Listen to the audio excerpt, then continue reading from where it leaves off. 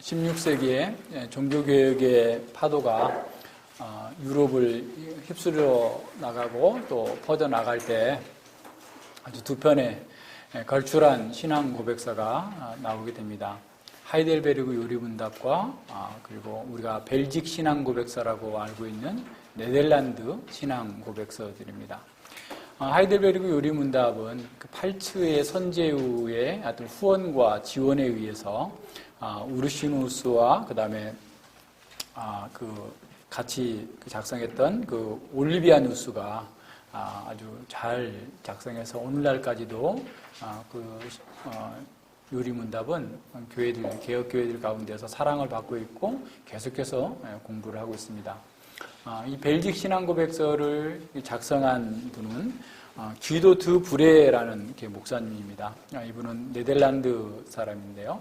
네덜란드라는 말이 저지대라는 말이에요. 프랑스와 독일의 그 북쪽 끝자락에 이렇게 붙어 있어가지고 거기가 원래는 바다보다 낮은 지역인데 이 네덜란드 사람들이 굉장히 지혜롭고 또 용맹 있고 그런 사람들이어서 바다를 밀어내고 이렇게 뚝을 쌓아가지고 거기를 아주 비옥한 땅으로 만들고 또 그 수로를 만들어서 아주 굉장히 큰 그 당시에 유럽에서 아주 가장 큰 어떤 항구를 만들고 할 정도로 아주 지혜롭고 그 문맹률이 다른 유럽에서는 예를 들어서 한 80%가 문맹했다고 한다면 네덜란드는 뭐랄까 80-90%가 다 책을 읽을 수 있을 정도로 이렇게 뛰어난 그런 상업과 항해 기술 이런 곳이 됐던 그런 나라입니다. 네덜란드가. 네덜란드 출신의 이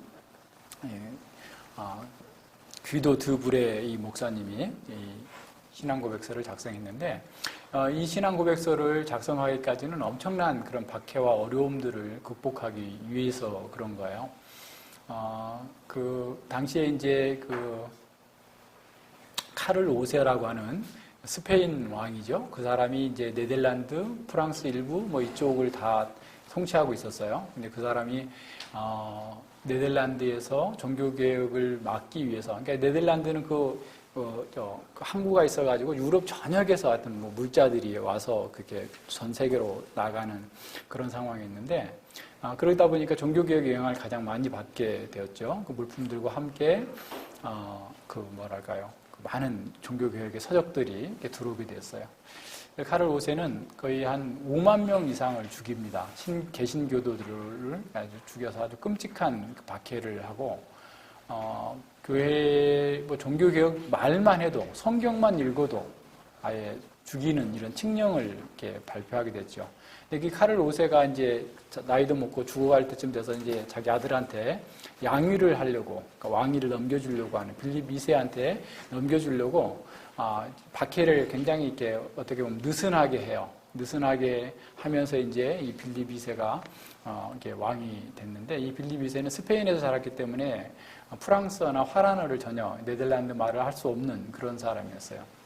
근데 이 사람이 아주 끔찍한 또 박해를 합니다. 그러니까 자기 아버지는 자신의 정치적인 어떤 목적을 위하여서 종교개혁의 그 씨를 말리려고 했다면 이 사람은 완전히 어떤 골수 캐톨릭 로마 교인이어가지고 아예 자기는 뭐 나라를 잃더라도 이 개신교들을 다 죽여야 된다라고 하는 소명이 있는 자처럼 행동을 해서 엄청난 박해를 가하는 이런 사람이에요. 그래서 이제 이런 사람에게 이제 드보레가 신앙고백서를 작성하고 거기에 이제 그 편지를 자필로 써가지고 이렇게 전달하게 되는데 그 편지의 내용 중에 이렇게 되어 있습니다. 추방, 투옥, 형틀, 유배, 고문, 다른 무수한 박해가 우리의 바람과 확신이 육신적인 것이 아님을 명백히 입증해 줍니다. 만일 우리가 받아들인 이 교리를 계속 고수하지 않는다면 우리는 훨씬 편하고 안락한 삶을 살 수 있었을 것입니다. 우리는 하나님을 최고로 경외하기 때문에 그리고 우리가 사람 앞에서 그리스도를 부인하면 하나님 아버지 앞에서 우리를 저버릴 것이라는 그리스도의 경고의 말씀을 진실로 두려워하기 때문에 등에 매질을 당하고 혀가 잘리고 입에 재갈이 물리고 온몸이 불태워지는 것을 감수했습니다. 우리는 그리스도를 따르기 위하여서 반드시 자기 십자가를 지고 자기를 부인해야 한다는 사실을 잘 알고 있습니다. 우리는 왕의 보좌와 왕국의 원수인 것처럼, 더 나아가 하나님과 하나님의 교회의 원수인 것처럼 핍박을 받고 있습니다. 그러나 겸손히 그리고 간곡히 왕께 구하는 것은 우리가 왕께 드리는 혹 필요할진대 우리의 피로 인칠 각오가 기꺼이 되어 있는 이 신앙 고백서로 우리를 부디 판단해 주십시오. 우리가 믿는 이 신앙 고백서를 보신다면 우리가 분열을 조장하는 분리주의자거나 반역자와 이단자라는 주장이 순전히 모함이라는 사실을 알게 되실 것입니다. 왜냐하면 우리는 신경 또는 신조에 포함되어 있는 기독교 신앙의 주요 항목뿐만 아니라 예수 그리스도가 복음서 저자와 사도들을 통해 우리의 생명과 칭의와 구원에 대해 계시하시고 수많은 순교자의 피로 인친 그리고 고대의 교회에 의해 순수하고 온전하게 보존된 모든 가르침도 인정하고 고백하기 때문입니다. 라고 그랬어요. 여러 가지 우여곡절 끝에 이 드보레 목사님은 교수형을 당해서 죽게 됩니다. 그런 가운데 엄청난 핍박과 어려움들이 있었지만 오히려 이 교회는 죽지 않고 개신교회는 꿋꿋하게 살아남게 됐고 오히려 네덜란드를 변화시키게 된 거죠. 자, 이렇게 끔찍한 박해 속에서 우리의 선배들은 목숨을 걸고 이 신앙 고백을 지켰고 교회를 지켰습니다. 우리는 그들의 후손이라고 스스로 이렇게 고백하고 있어요. 자부하고 있습니다. 그렇다면 우리는 어떤 싸움을 싸우고 있습니까? 우리는 어떤 상태에서 이 교회와 신앙 고백을 지키기 위해서 일하고 있는지 오늘 그걸 한번 돌아봤으면 좋겠습니다. 우선 우리가 이제 지금 교회를 공부하고 있는데 교회는 정치 체제가 많아서 어떤 교회가 참 교회인가? 우리가 지난번에 참된 교회의 표지를 공부했습니다만 그 교회가 이렇게 지금 내려온 장로교회와 개혁교회 그리고 뭐 감리교회, 뭐 오순절교회 이런 교회들은 도대체 뭔가라고 하는 것에 대해서 오늘 이렇게 간략하게 살펴보는데 뭐 이렇게 최근에 일어난 그런 교회들은 뭐 별 이렇게 저기가 안 되고요. 그동안에 있던 역사적인 교회들을 한번 쭉 살펴보면서 오늘 우리 시대의 교회, 개혁교회가 어떤 사명을 가지고 있는지 또 그 사명을 감당하기 위해서 우리에게 필요한 노력이 무엇인지를 한번 짚어보는 그런 시간을 갖겠습니다. 크게 이제 보면 이제 로마 교회의 교황 교회 정치가 있었고요.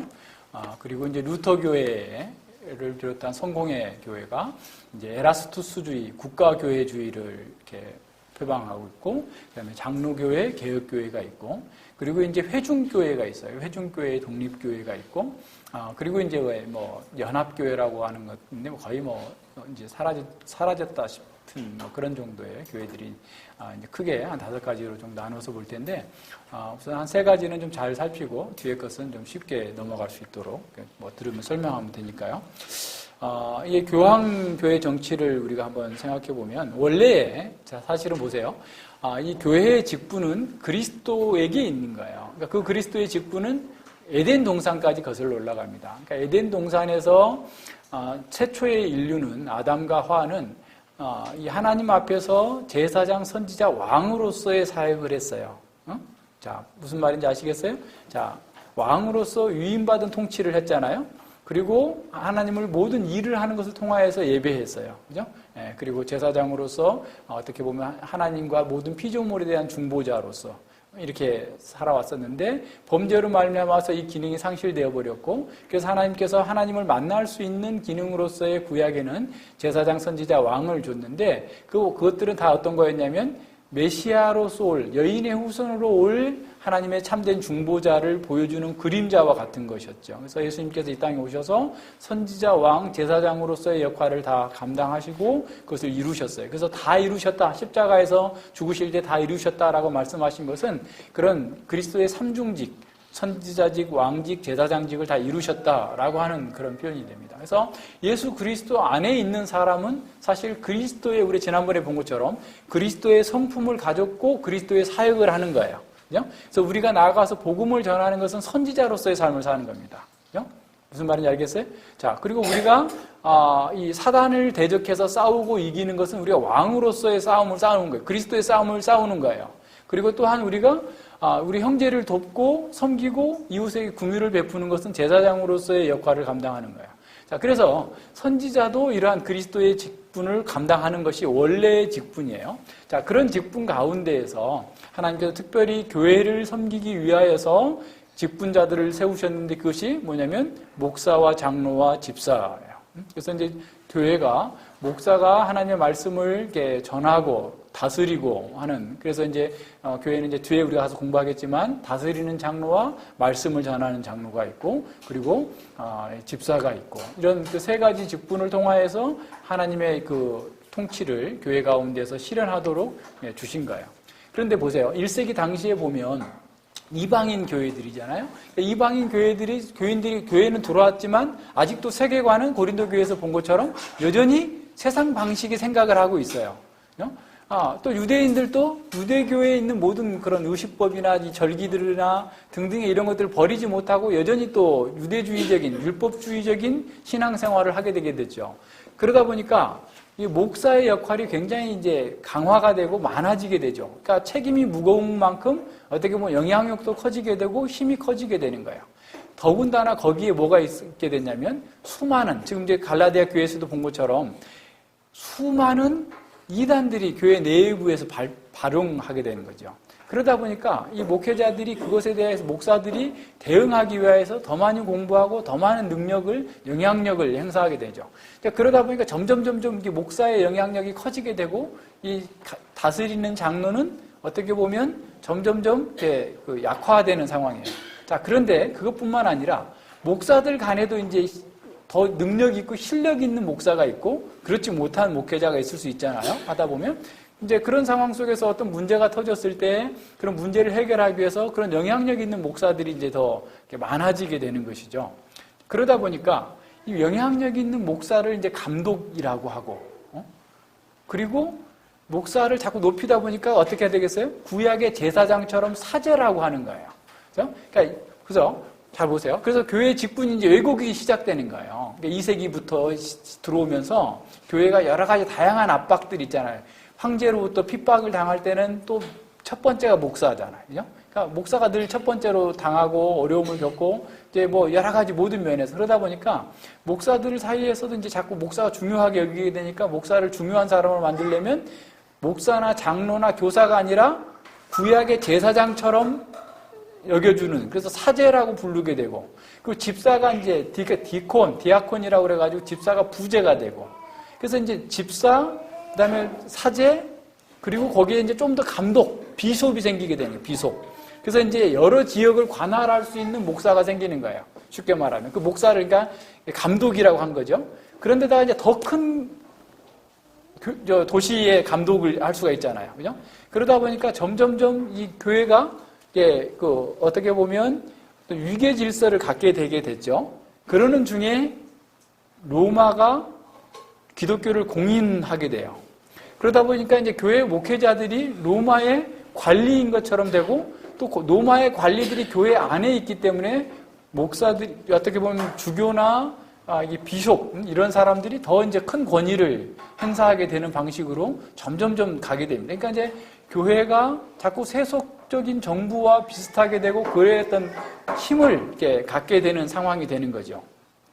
그런데 이제 로마 교회가 이제 어떻게 보면 로마 교회가 항상 수도였잖아요. 로마 제국의 수도였고 모든 사람들은 로마로, 모든 길은 로마로 통한다고 하는 것처럼 로마는 항상 명령만 했고 다른 지역에서는 명령을 받아들이는 것이 너무 자연스러운 문화가 거의 뭐 1000년 이상 로마 제국이 지금 진행되고 있는 상황 속에서 그래서 이제 주후 한 400년쯤 되면 로마 교회가 이제 굉장히 큰 영향력을 갖게 돼요.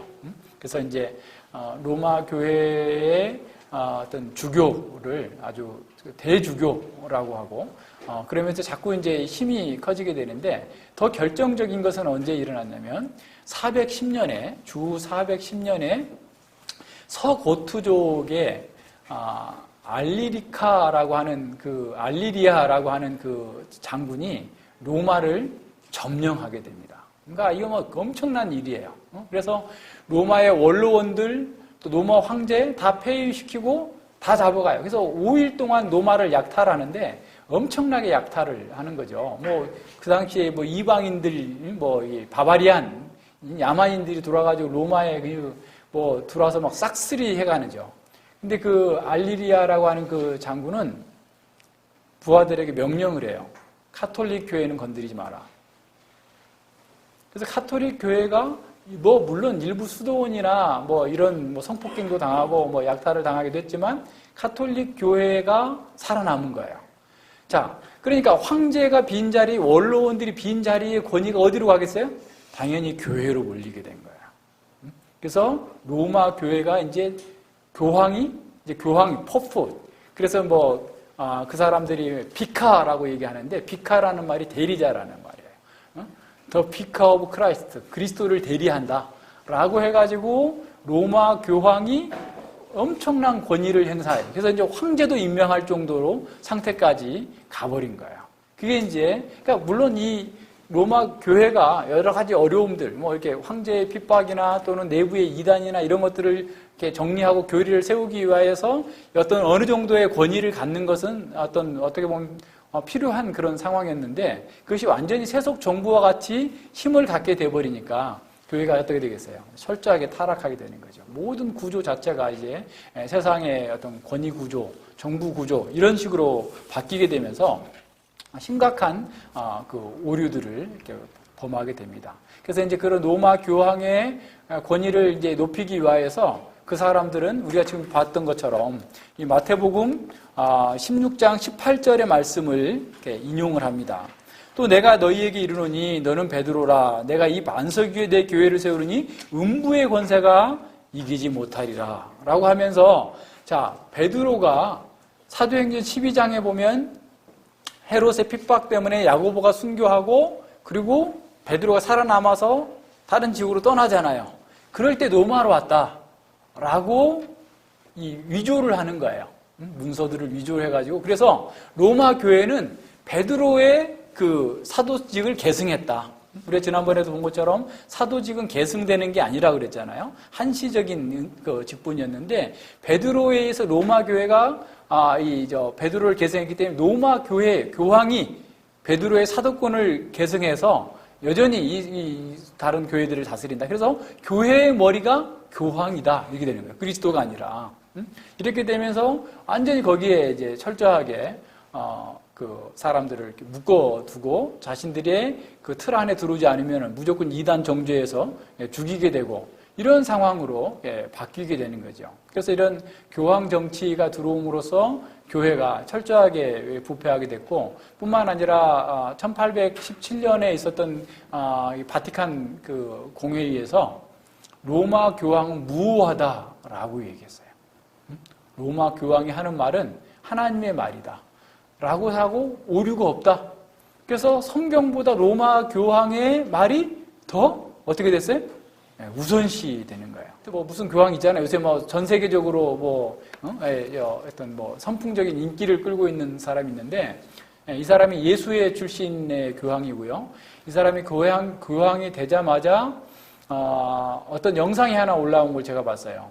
그 페이스북에서 봤는데 그분이 한 10여 년 전인지 오래전에 영국의 BBC 방송인가 어디에서 토론을 하는 장면이 나왔어요.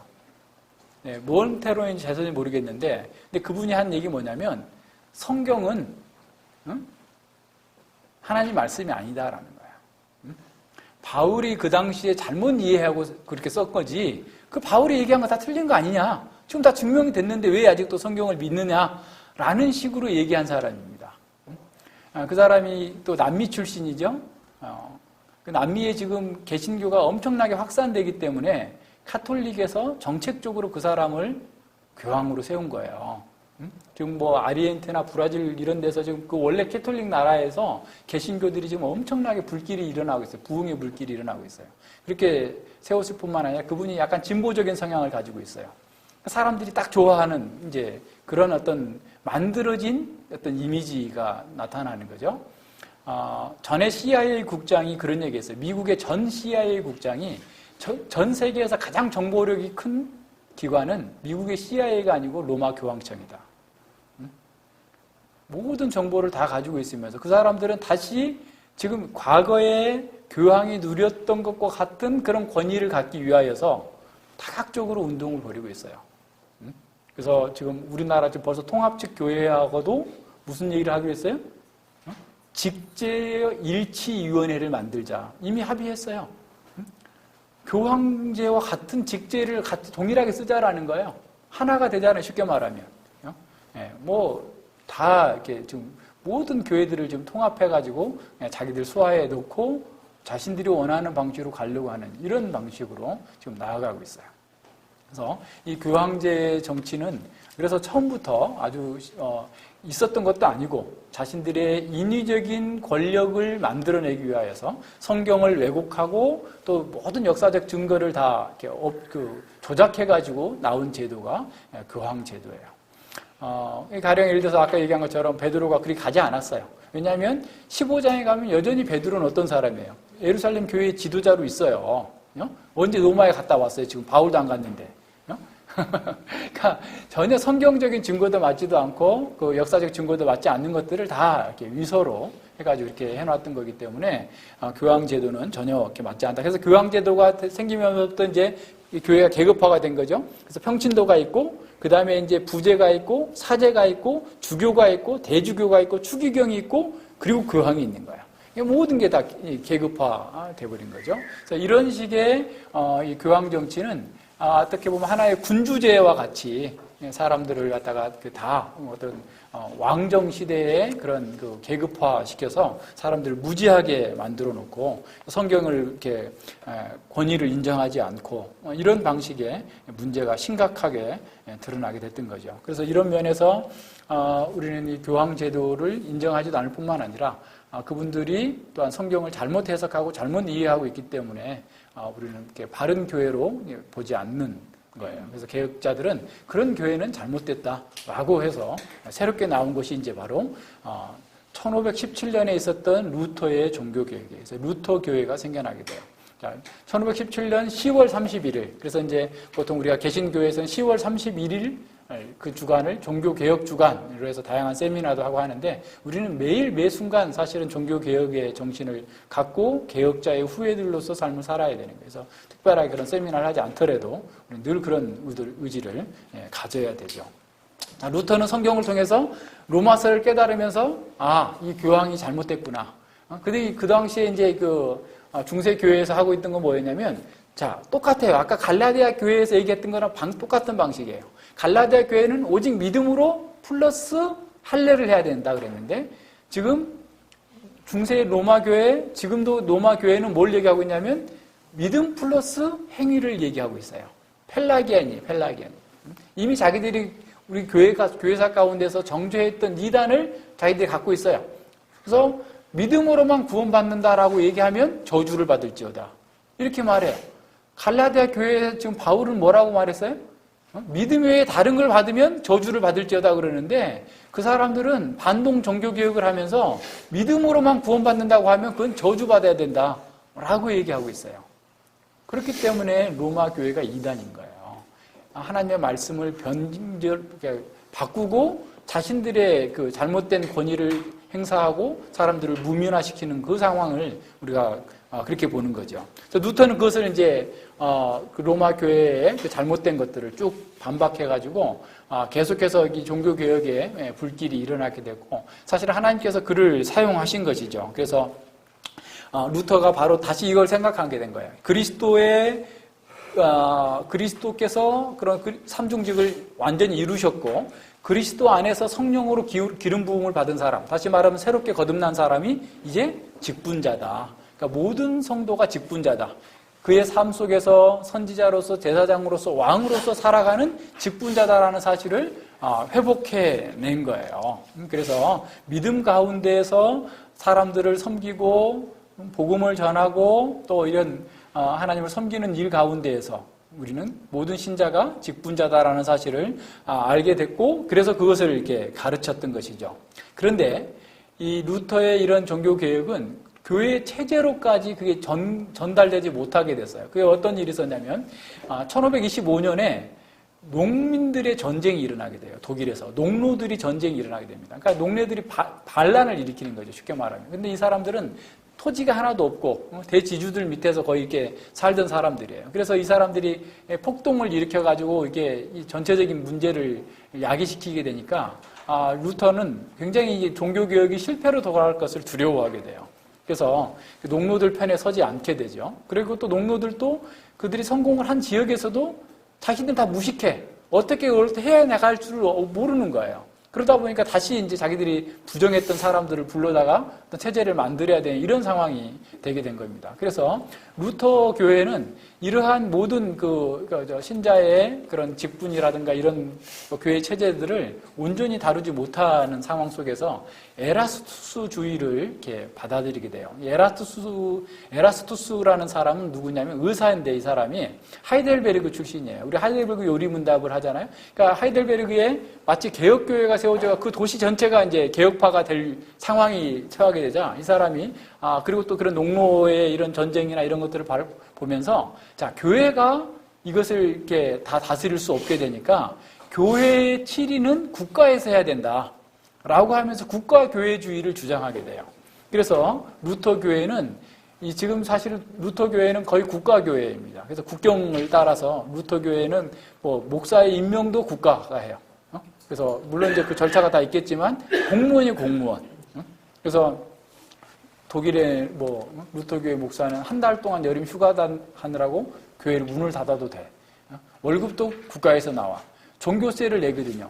국민들이 모든 세금에서 종교세가 내 11조처럼 아예 그냥 세금이 딱 나오기 때문에 그 돈을 받아서 이렇게 주는 거야. 이런 식으로 루터 교회는 바뀌게 됩니다. 그 상황을 이제 영국 교회가 영국에 있는 앵글리칸 처치 성공회가 또 동일하게 에라스투스주의를 주장해서 영국 교회의 어떤 수장은 왕이에요, 왕. 지금도 여왕이다 말이죠. 그러니까 그런 상황으로 나아가게 되죠. 그러니까 종교개혁이 어떻게 보면 온전하게 실행되지 못하게 된 이런 어려움들이 있게 된 겁니다. 그래서 이런 루터 교회는 지역교회의 개념이 없고 루터가 처음에 주장했었던 모든 신자가 직분자다라고 하는 그런 원리가 설 자리가 없게 되는 이런 상황이 된 겁니다.